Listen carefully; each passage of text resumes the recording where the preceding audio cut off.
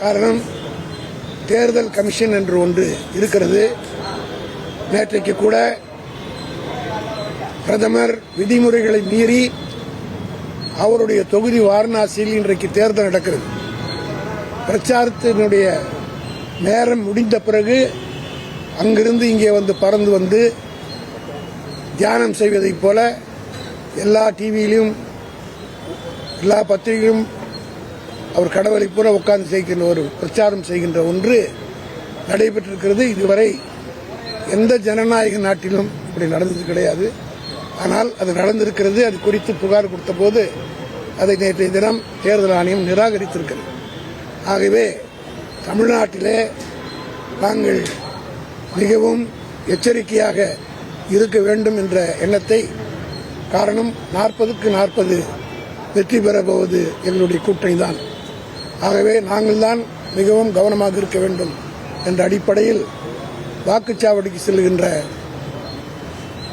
Counting agents எவ்வாறு செயல்பட வேண்டும் என்பதை விளக்க வேண்டும் என்று தலைவர் தளபதி அவர்கள் கேட்டுக்கொண்டதற்கு இணங்க தலைமைக் கழகத்தின் சார்பாக இன்றைக்கு அருமை நண்பர் மூத்த வழக்கறிஞர் மாநிலங்களவை உறுப்பினர் என்ஆர் இளங்கோ அவர்கள் ஏறத்தாழ 1 மணி நேரம் அந்த வாக்கு எண்ணிக்கை செல்ல இருக்கின்ற கவுண்டிங் ஏஜென்ட்டுக்கும் சீஃப் ஏஜென்ட்டுகளுக்கும் ஒரு வகுப்பையே நடத்தினார்.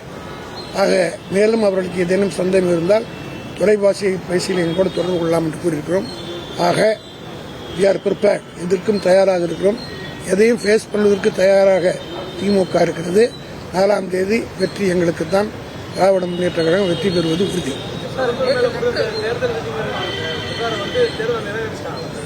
நேற்றைய தினம் கூட நாங்கள் கொடுக்கல. எங்களுக்கு இந்த தேர்தல் ஆணையத்தை பற்றி தெரியும். ஆகினால்தான் நாங்கள் என்ன சொன்னோம், நான் என்னுடைய பேட்டி ஏற்கனவே நான் பதில் சொல்லிட்டேன்.